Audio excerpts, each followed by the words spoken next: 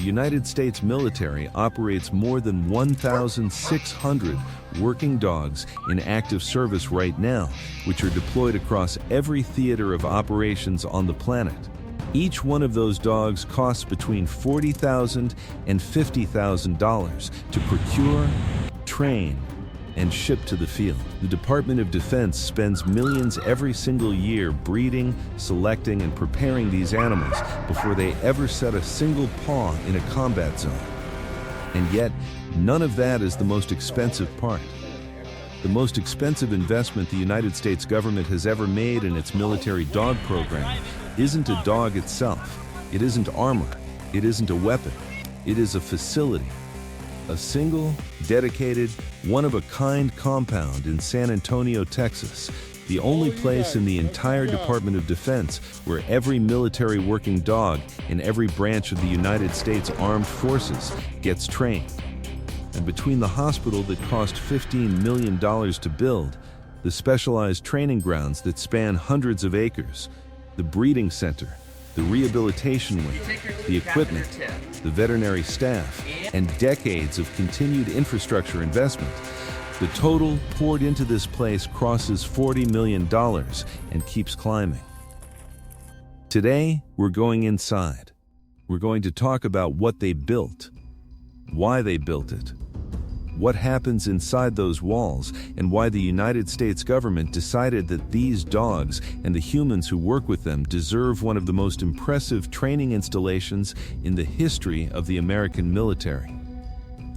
Drop a comment right now before we get into this. Do you think the U.S. military is right to spend this kind of money on a canine facility? Yes or no? I want to see where everyone stands. Let's go. How it all started.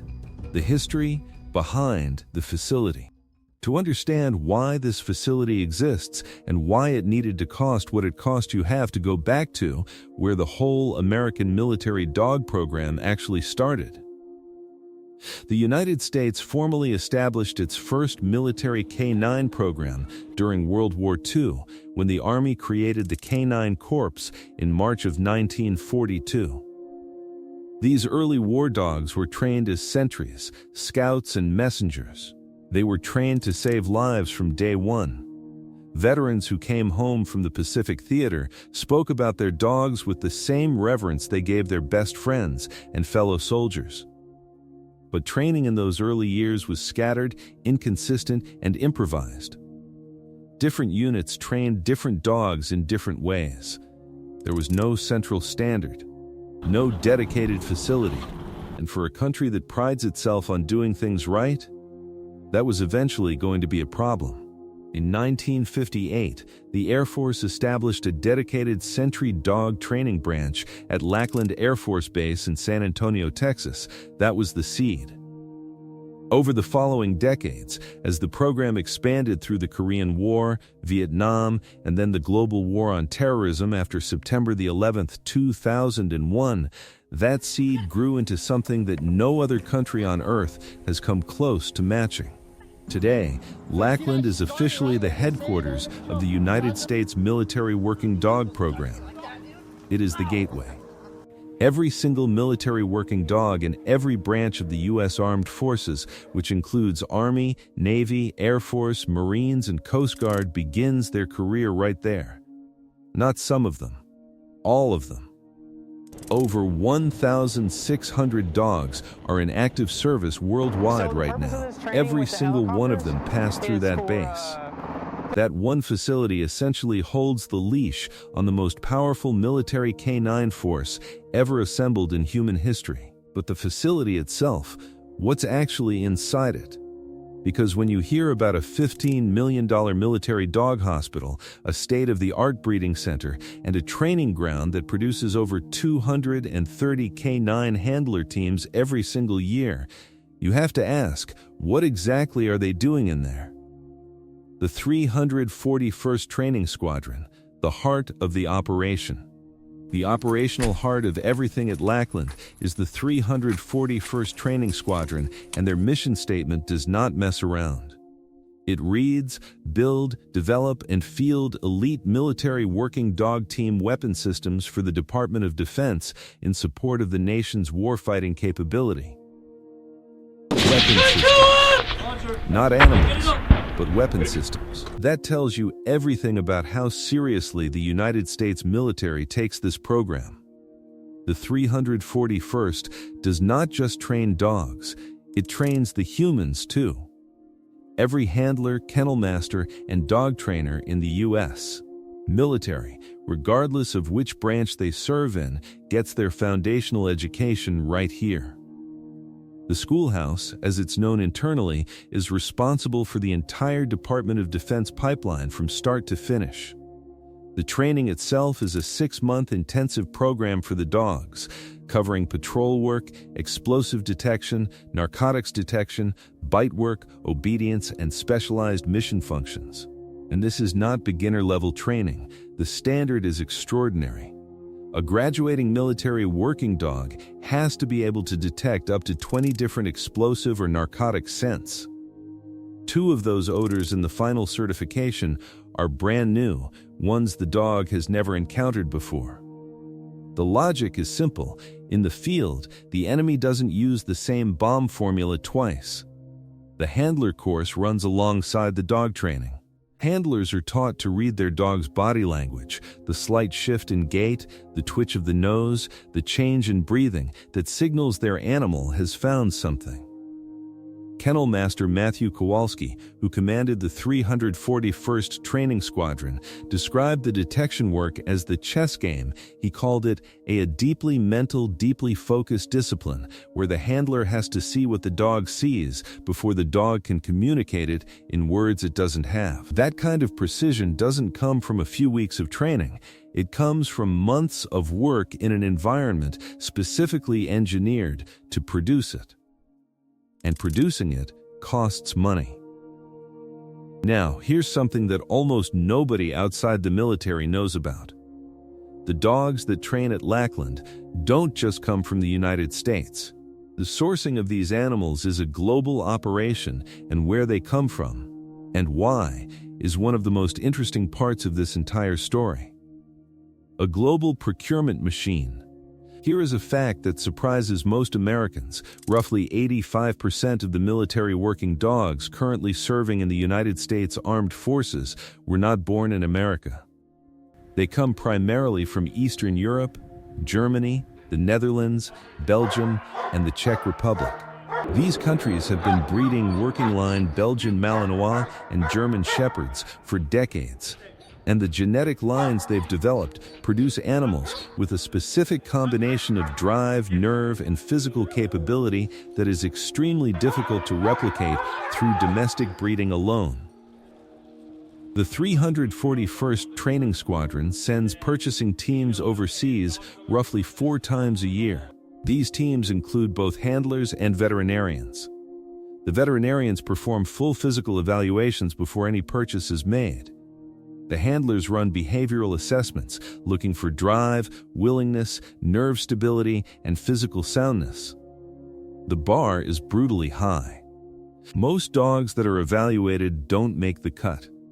The 15% that are born domestically come through Lackland's own breeding program, which is a state-of-the-art whelping facility on the base that has been developed to the point where, according to veterinary staff on site, they produce an elite-level athletic candidate in almost every litter. The puppies born at Lackland go into foster care with approved families in the local San Antonio community. This is intentional. Those weeks with a foster family expose the puppies to traffic, crowds, strangers, other animals, and unpredictable environments. That socialization and that emotional foundation is not optional. It is mission preparation. Formal training begins at 7 months of age. By the time a dog graduates, it is typically between 1 and 2 years old, physically mature, mentally trained, and ready to deploy anywhere on Earth. Now here's another question that changes the whole conversation. What happens when these dogs get hurt? Not regular hurt, I'm talking injured on a deployment, in a combat zone, thousands of miles from the nearest veterinary specialist. How does the world's most advanced military dog program keep its animals alive when things go wrong in the field? The answer is something most people have never thought about: battlefield medicine for dogs' care in the field. The investment in the Lackland facility is not just about training.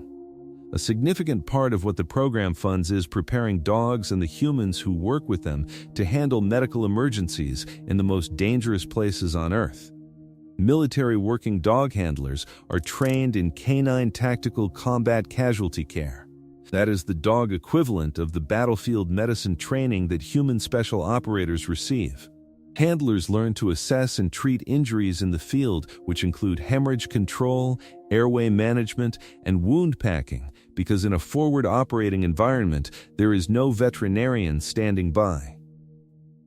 The handler is the first responder. The handler is the doctor. Every handler who deploys carries a dedicated canine medical kit.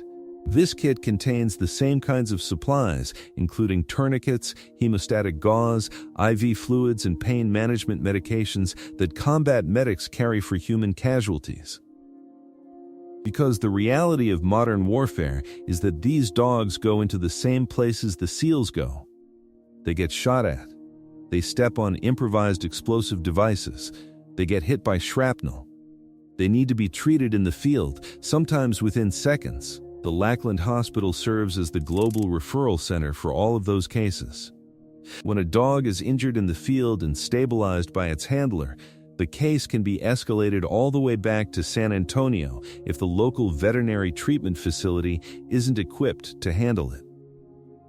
The specialists at Holland Military Working Dog Hospital have treated combat injuries from Afghanistan, Iraq, and operations across the Middle East and Africa.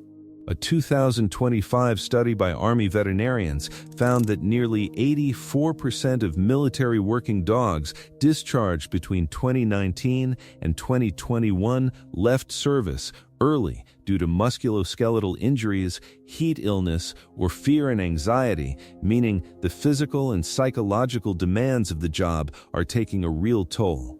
The facility at Lackland and the investment behind it is the answer to that problem.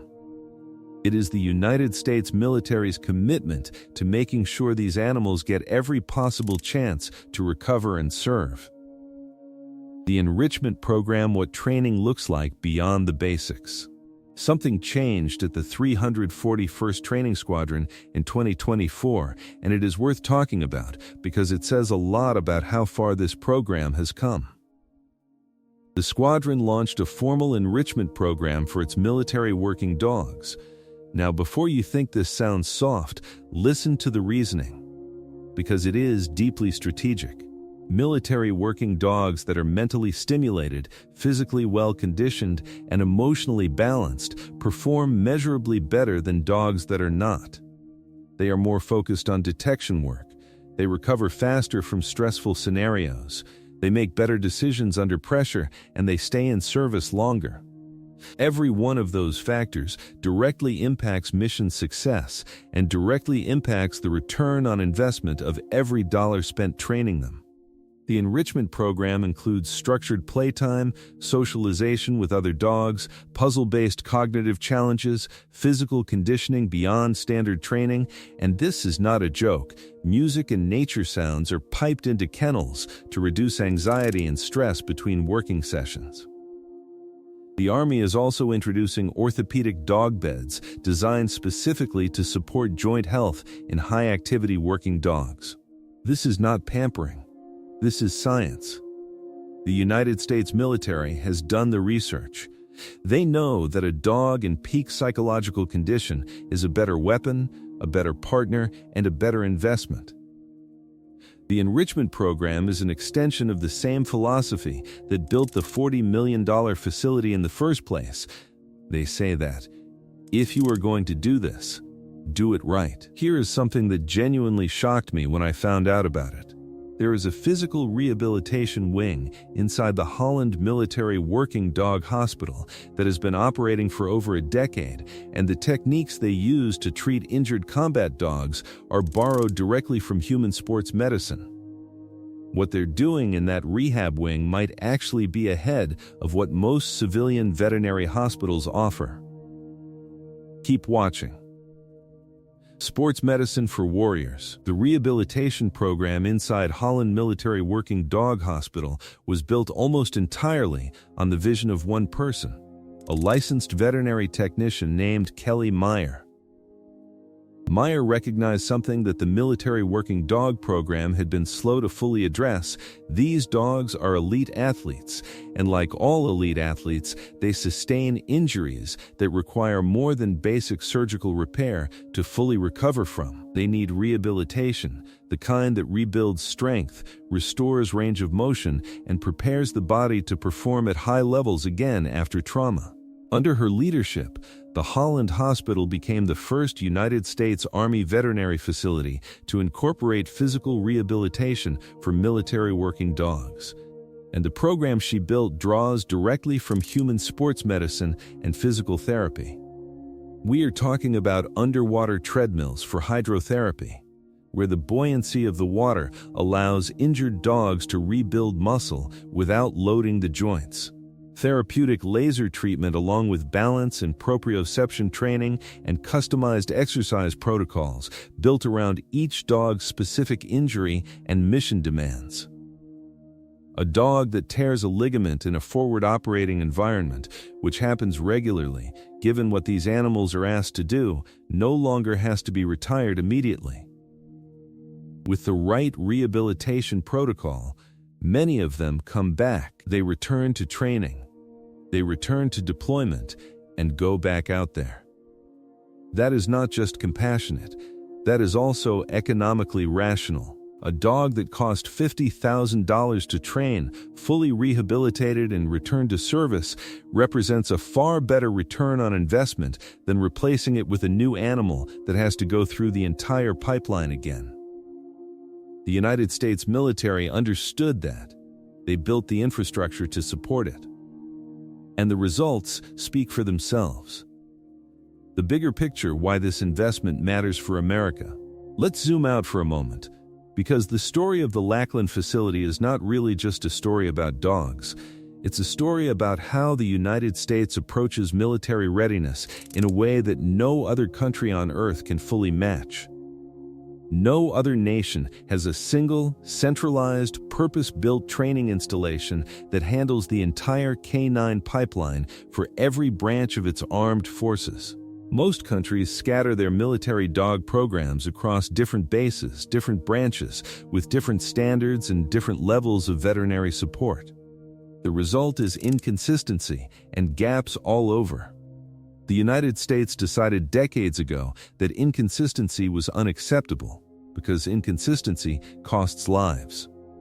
Standardization, centralization, and investment are what produces dogs that perform at the same elite level, whether they are deployed with a Navy SEAL team in the Pacific, a Special Forces unit in Africa, or a Marine Corps patrol in the Middle East.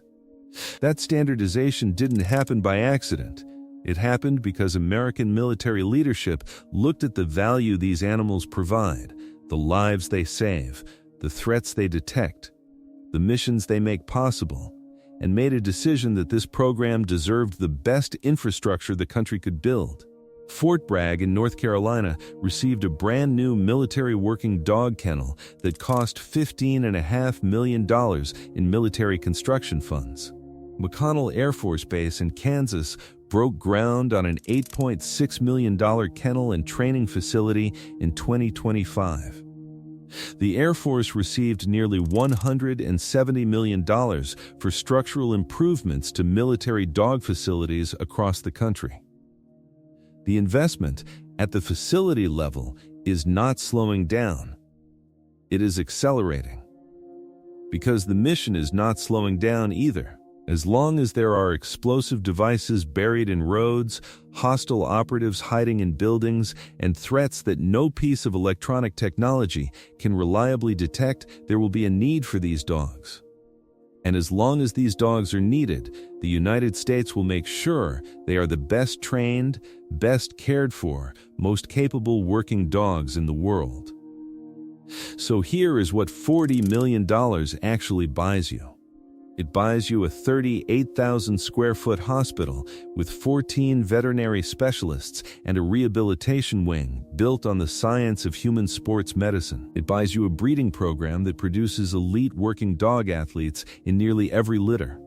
It buys you a training pipeline that takes a puppy from a foster home in San Antonio to a certified combat deployment partner in under 2 years. It buys you over 230 new K9 handler teams every single year, trained to the same standard, ready for any environment on Earth. And most importantly, it buys you something that cannot be assigned a dollar value at all. The certainty that when an American soldier, sailor, airman, or Marine goes into harm's way, the dog at their side has been given everything this country has to offer. The best training, the best medical care, the best preparation. General Norman Schwarzkopf once said that it doesn't take a hero to order men into battle. It takes a hero to be one of those men who goes into battle. If this video gave you something to think about, hit the like button. It genuinely helps this channel grow and lets us keep making content like this. Subscribe and ring the bell if you want to stay in the loop, because we have a lot more coming. And drop a comment. I asked at the start whether you thought the military was right to spend this kind of money on a K9 facility. Now that you've seen what it actually is, has your answer changed? Tell me below. See you in the next one.